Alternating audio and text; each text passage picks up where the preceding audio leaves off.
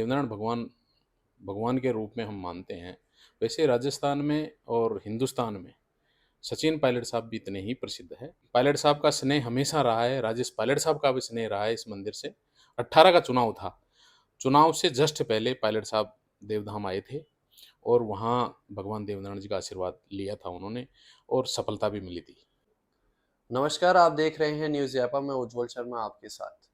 CWC की बैठक के बाद सचिन पायलट आज शाम तक जयपुर आ सकते हैं। इसके बाद सचिन पायलट 20 सितंबर को देवधाम जोधपुरिया जाएंगे, जहां वे भगवान देवनारायण का आशीर्वाद लेंगे।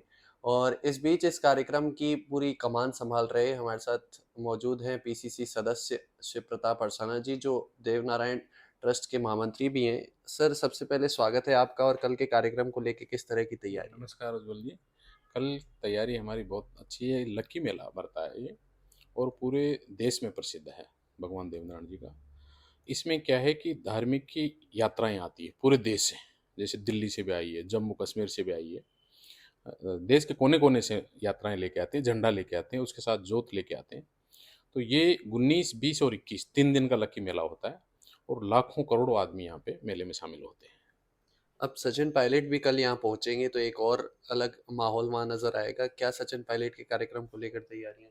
हाँ, ये बात बिल्कुल ठीक है कि जैसे देवनारायण भगवान भगवान के रूप में हम मानते हैं, वैसे राजस्थान में और हिंदुस्तान में सचिन पायलट साहब भी इतने ही प्रसिद्ध है राजनीति में। और कल दोनों संगम होंगे तो ये बहुत बड़ा मेला साबित होगा। पायलट साहब के आने से लोगों में बहुत उत्साह है। एक्चुअल तो एक तो ये है कि टोंक के विधायक है वो, तो क्षेत्र टोंक जिले में आता है निवाई, विधानसभा अलग है निवाई।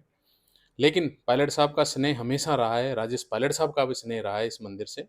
और हमेशा पिछले जो 18 का चुनाव था, चुनाव से जस्ट पहले पायलट साहब देवधाम आए थे और वहाँ भगवान देवनारायण जी का आशीर्वाद लिया था उन्होंने और सफलता भी मिली थी।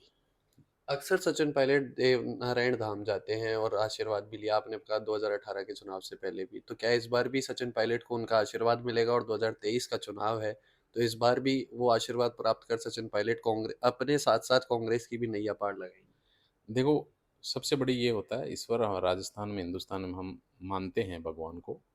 साक्षात देव दर्शन हमें मिलते हैं और एक शक्ति और ऊर्जा का संचार होता है। तो चुनाव से पहले पायलट साहब का देवनारायण भगवान मंदिर में दर्शन करना ये वास्तव में शक्ति का संचार होगा और पायलट साहब नई ऊर्जा के साथ 2023 के चुनाव में लगेंगे। पहले ही श्रद्धालुओं की काफ़ी भीड़ रहेगी, उसके बाद सचिन पायलट भी पहुंचेंगे तो उनके साथ उनके समर्थक। तो इस तरह किस तरह व्यवस्थाएं संभाली जाएंगी वहां पर, और क्या तैयारियां आप लोगों ने की? इस बार हमने जो रास्ते में भंडारे लगते थे उनको हमने थोड़े बाहर की तरफ किया है। और जो मेन चीज़ ये थी जो ट्रैफिक का सबसे बड़ी पार्किंग की समस्या होती है, वो हमने पार्किंग को 3 किलोमीटर पहले है स्थापित कर दिया है। शॉप्स वालों को जहाँ स्थापित हमारी शॉप बनी हुई है वहीं रखी है, बाहर कोई शॉप हमने नहीं लगने दी है। तो पूरा रास्ता एकदम क्लीन रखा है और नया रोड भी बन चुका। अल्डर साहब की देन है, विधायक लोकल विधायक की भी देन है। तो एक रास्ता का हमने अच्छा सुचारू रूप से और पूरा चौड़ा ग्राउंड हमने बनाया है, अच्छा स्टेज बनाया है, अच्छी जगह बनाई है, अच्छे देवनारायण भगवान को बहुत दुल्हन की तरह सजाया है पूरे मंदिर को।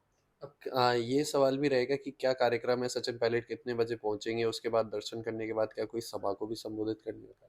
पायलट साहब 4 से 4:30 बजे वहाँ पहुँचेंगे। कल उनका विधानसभा में भी दौरा है, 4 पंचायतों में कुछ उद्घाटन है।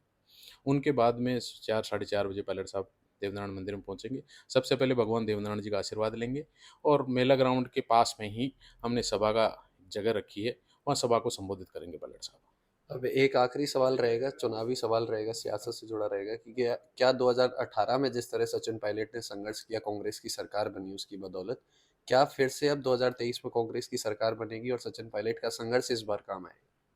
पायलट साहब का संघर्ष बिल्कुल काम आया है, कांग्रेस के हमेशा काम आया है।